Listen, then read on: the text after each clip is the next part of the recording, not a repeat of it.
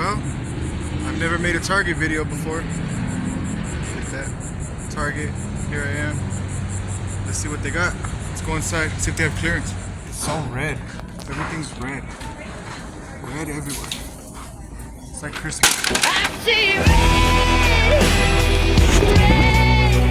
So, we got my first Target find ever. These sell for $30 on eBay. There's like 50 something sales in the last 3 months. And they're going for $7.49. There's 3 of them right here.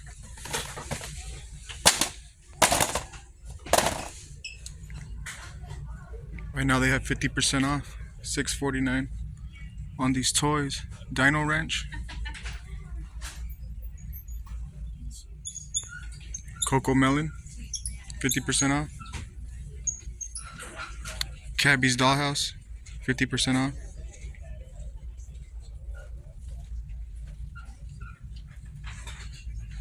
On the app, I scanned this on the app, it doesn't pop out, only the online price for $24.